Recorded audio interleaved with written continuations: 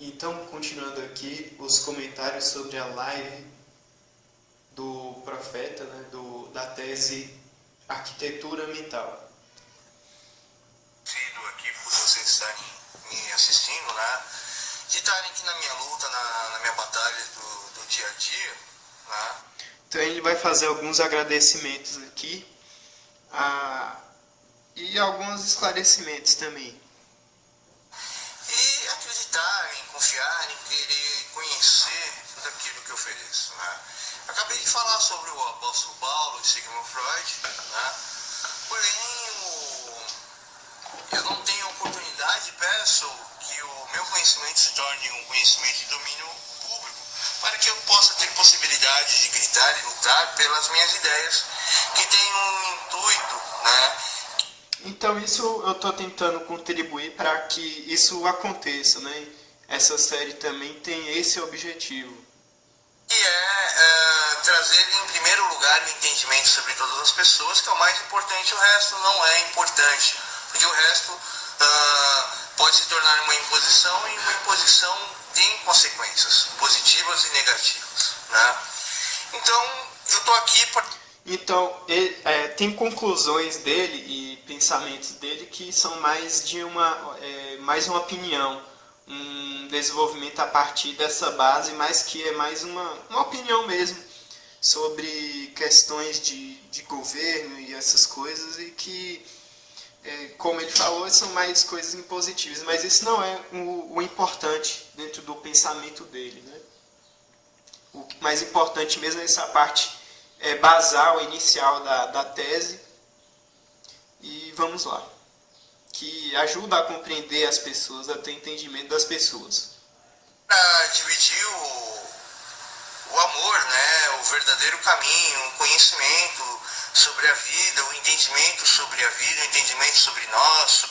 Então, o conceito de amor não é, eu tenho um sentimento muito, que fofinho você. Não, o amor verdadeiro, como ele está falando, é uma questão mais, digamos, cognitiva, você realmente entender aquele objeto, aquela coisa, aquela pessoa, e entendendo, sabendo lidar com isso, levando em consideração aquela pessoa, aquela coisa e os fatores que estão imbricados nessa coisa, naquela pessoa, etc.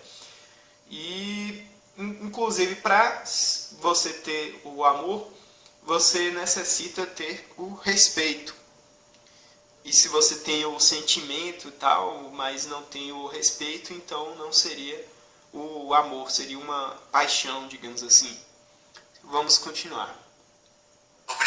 Sobre tudo, né?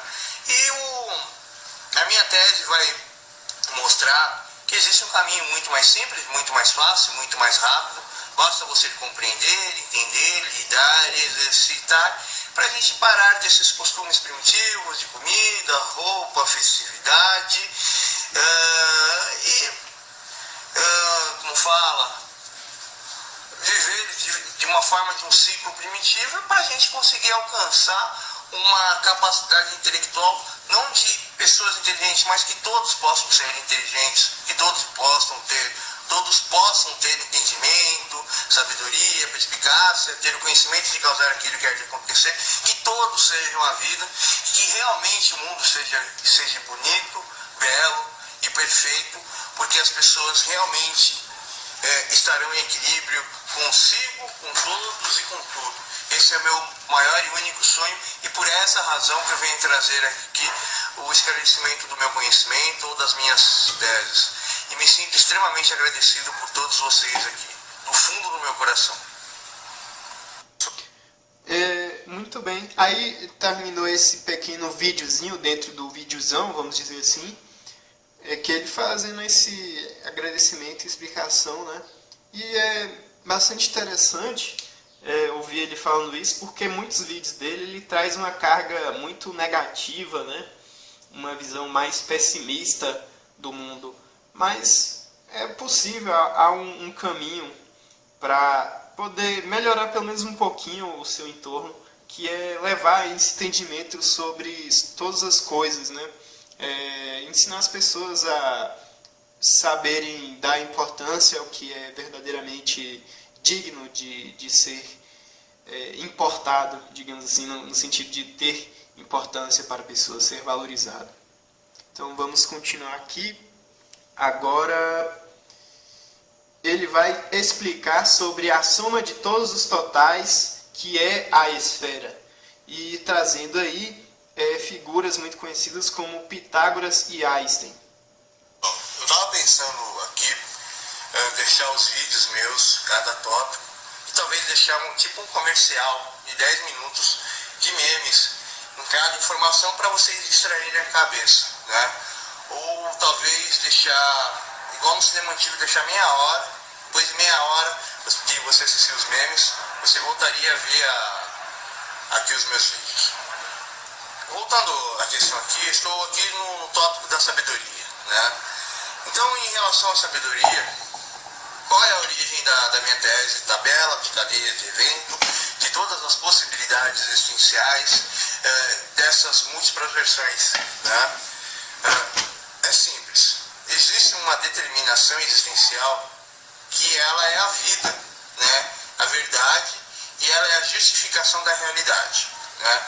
E essa primeira, essa determinação é a esfera, como ele vai dizer no final. Determinação, ele está dizendo em termos matemáticos. A linguagem dele é basicamente matemática, como havia comentado anteriormente. A primeira eventualidade, ou esse primeiro evento, não é um total, né? E não é todas as coisas, mas sim a combinação disso. A soma de todas as coisas, a soma de todos os totais, de forma harmônica, múltipla, infinitas, nelas mesmas, se combinando a criar um total igual, infinito, harmônico e justo. Agora eu vou perguntar a vocês aqui, qual que seria essa eventualidade, ou qual que seria essa determinação, né? É a primeira razão existencial.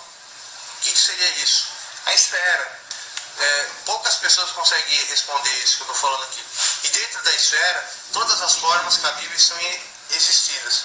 E esse sistema ômnibus direcional, né, vamos colocar dentro dessa questão, por exemplo, lembra que quem estudou geometria e tal, você tinha as formas equiláteras. Então você tem um triângulo equilátero, você tem um quadrado, que é um retângulo equilátero, aí você tem um pentágono equilátero, aí tem um hexágono, etc.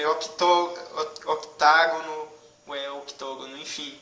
E aí vai o dodecágono e tal. E você coloca todas essas formas dentro de uma circunferência. Você vai ver que cada vez mais que vai aumentando a quantidade dos lados, né, saindo de triângulo para quadrado, pentágono, tal, cada vez mais a linha ela vai se aproximando da linha da circunferência, certo?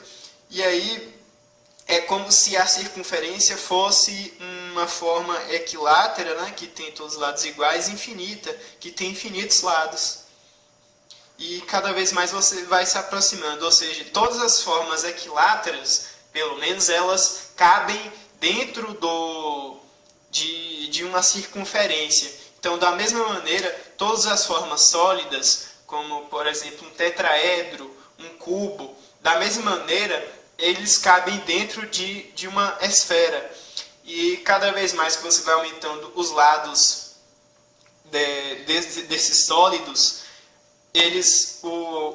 os planos deles, né, eu acho que, se não me engano, é plano, que formam as faces. As faces desses sólidos vão se aproximando da superfície dessa esfera, essa superfície externa, né?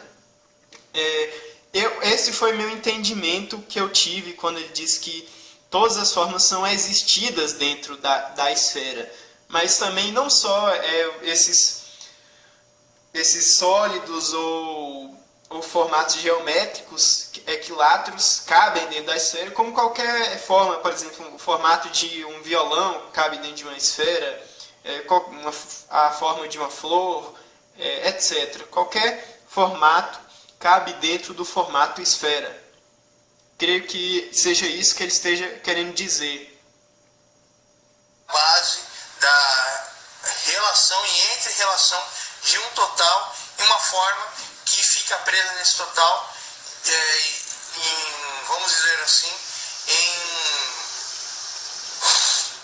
uma escala atômica de forma infinita, onde você não pode calcular a sua posição real. Então, essa entre-relação determina essa realidade e análise combinacionais dessas possibilidades. Agora, olha só que incrível. Ele, partindo dessa determinação matemática, creio eu que ele esteja trazendo a partir daí um evento quântico dentro de um espaço quântico, que essa esfera meio que estaria dentro de um espaço quântico, e esse espaço quântico ele determinaria toda a existência a partir, por exemplo, do tamanho das partículas, dos átomos, e aí os átomos eles vão se combinando, né? Os átomos eles fazem uma forma esférica, eles vão combinando, formando moléculas, e a partir disso daí materiais, etc, etc, etc, até formar a nossa realidade, como nós temos sensibilidade, como nós podemos ver, tocar, cheirar, etc. Eu acho que é isso daí, né?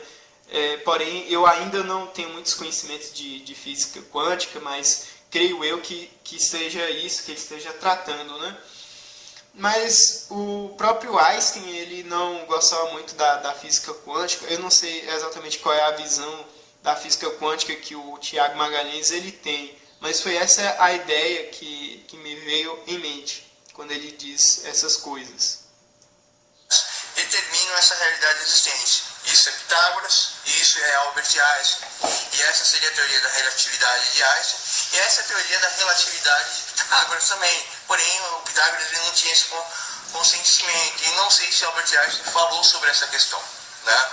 Então, porque Pitágoras ele era apenas um matemático, ele não era um físico. Creio que o Pitágoras ele não fazia aplicações físicas e tal. Tem até que fazer um estudo sobre Pitágoras, né, que ele era da época antes de Sócrates, né, que os filósofos eles eram cosmológicos, ou cosmogônicos, e eles buscavam a arqué, que seria o princípio, que a partir desse princípio se formariam todas as coisas. E, se não me engano, o princípio da arqué de Pitágoras era a matemática, ou então era o ilimitado. O ilimitado com o limitado era uma questão assim. Mas eu acho que o máximo que ele chegava de física era isso. E Einstein mesmo, ele fazia aplicações matemáticas dentro da física moderna que nós temos hoje, né? E Einstein ele utilizava para objetos de grande magnitude, de grande grandeza, vamos dizer assim, planetas, não falava do espaço quântico. E eu creio que talvez o que o Tiago Magalhães está fazendo aqui é uma aplicação desse conhecimento de Pitágoras e de Albert Einstein dentro do espaço quântico. Me pareceu ser isto. Vamos lá. Você analisando isso, você conseguiria chegar no determinador simples comum. Mas a minha maior pergunta é, o que Einstein quis chegar na primeira determinação da existência, vamos dizer assim, no primeiro estatuto estabelecido? Eu acho que é simples, ele trabalhava numa casa de patente, cada pessoa dizia alguma coisa e tudo se contrapunha a ela. Infelizmente eu não conheço muito sobre as teorias de Einstein, né? A relatividade especial e a geral, mas pelo que o Tiago está falando aqui, Einstein queria achar essa determinação simples comum, né? Que ele conclui como sendo a esfera. E ele está falando porque ele buscava essa determinação simples comum, digamos, algo que seria absoluto em relação com as outras coisas que trariam uma relatividade. E ele vai trazer aí uma história sobre Einstein. Que aí eu não sei se é verdadeira ou se ele está fazendo como ele fez antes, em outros momentos, que era como se fosse uma parábola, né? Para explicar a construção mental do indivíduo.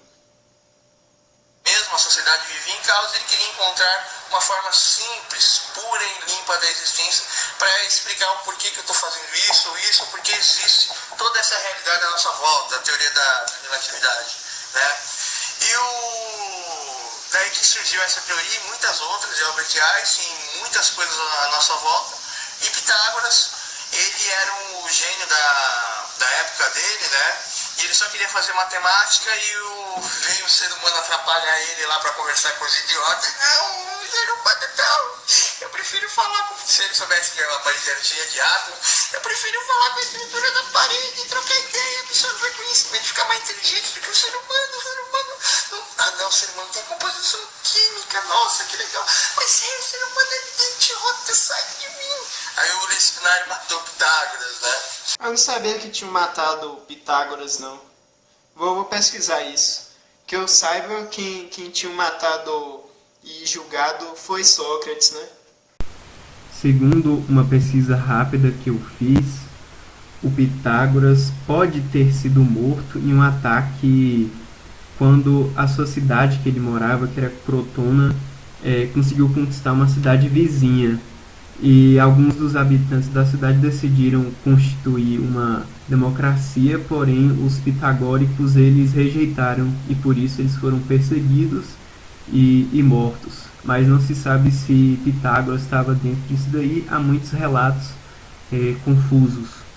E basicamente a minha tese é isso.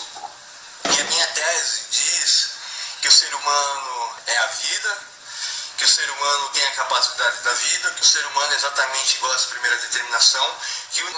Sim, o que ele fala é que essa primeira determinação, que é a esfera, ela está na mente do ser humano. Ela meio que seria uma determinação não só da realidade física, mas também da realidade psíquica. Eu não sei como é que isso seria exatamente, mas isso que é interessante. Então vamos lá. O universo se baseia assim, e todas as espécies na Terra se baseiam em fragmentos de um contexto para que esse contexto crie essa realidade, né? A gente sem um meio ambiente, a gente não vai conseguir existir, porque esse meio ambiente ele é um mundo de multiversos e cada verso com multicódigos para ele sempre continuar estabelecendo, né? E até o nosso universo é exatamente isso, é uma malha de múltiplos códigos, e todas as áreas da escola é uma tentativa de você compreender, analisar e compreender essas questões. Sim, esses múltiplos códigos seriam o quê? Seriam as várias ciências, vários conhecimentos, história, como ele está falando aqui, história, geografia, a própria matemática, né? Que ele vai colocar como uma base de tudo, estudo das línguas, filosofia, etc. Seriam os múltiplos códigos. Também eu não conheço muito sobre o lacanismo, mas Lacan ele trazia também um pensamento em que existiriam vários códigos dentro do inconsciente do indivíduo, e que eles meio que de alguma maneira iam formar imagens que emergeriam para o consciente. Mas isso daí já é outra coisa. Mas também entra dentro desses vários códigos múltiplos, né, que tem na realidade, inclusive dentro da gente. Até quando você terminou seu ensino médio, você tem o conhecimento mínimo e necessário para ter a capacidade cognitiva de entender, de interpretar e de analisar as coisas, e tudo não passa de matemática, tudo não passa de padrões geométricos, padrões de aceleração, Assim, ele está falando como seria um mundo, uma planilha, digamos assim, de ensino ideal, né? Como deveria ocorrer a partir do ensino médio, que capacidades a pessoa deveria ter. Ele tem uma série de vídeos, inclusive, no canal dele, que fala como que deveria ser cada matéria, né, dentro do ensino médio e tal. Padrões espaciais e uma composição disso, né? Como eu estudei muito matemática e estudei a origem da matemática, para mim tudo não passa de padrões lógicos, eu só penso como matemática. Eu pensava que eu me exercito mais e a minha cabeça era uma doença, eu só assimilava informação, né? E a escola não serve só para te dar educação, de você ter um horário de entrar, um horário de sair, como um serviço. Se você faltar muito, você é reprovado. Você precisa aprender a ordem das coisas para lidar. Muitas vezes o que se aprende apenas na escola é a ordem social fora da família, né? Como você deve se comportar, como você deve lidar dentro de um ambiente que não é o familiar e que futuramente vai se assemelhar, inclusive, com o ambiente de trabalho, né? O ambiente de trabalho, ele se assemelha até, em certas questões, muito com o ambiente escolar. E, de certa forma, a escola é como se fosse um trabalho, é algo que você deve fazer, que você meio que não escolheu por prazer, mas que você trabalha e tem algo em troca ali, né? Tem muitas, pelo menos psiquicamente para muitas pessoas, é como se fosse estudar na escola, como se fosse um trabalho, de algum modo, né? Então, você vai para uma faculdade para você se especializar nessas questões aqui que eu estou falando. Você vai ser o quê? Você vai ser um mecanismo dentro de um relógio gigante, aonde que você vai ver quais são as falhas e trazer a organização ou criar um sistema onde que possa trazer a solução disso. Isso seria o ensino superior ideal, que a partir de quando você entra dentro do ensino superior, você vai se especializar dentro de um desses códigos, né? E tendo isso, você vai ter uma visão ampla dentro daqueles códigos que você se especializou e vai, a partir disso, observar falhas, como ele falou, dentro do mecanismo social e vai procurar soluções para essas falhas. Seria uma construção ideal, né?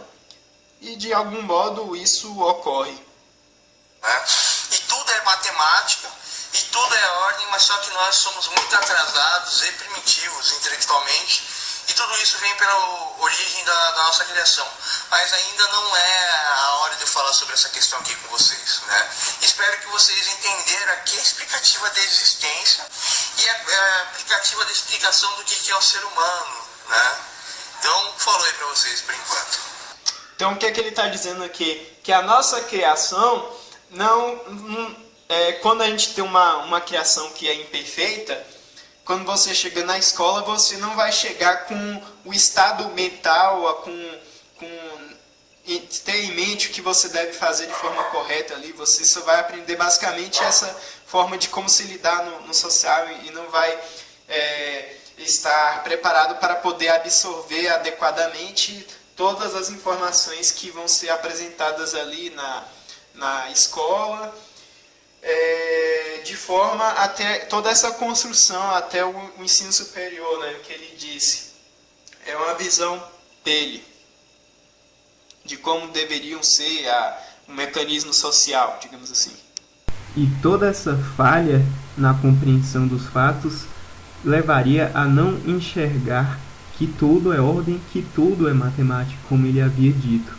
Tendo compreendido isso também no início, já se poderia compreender todas as disciplinas que se teriam depois, né?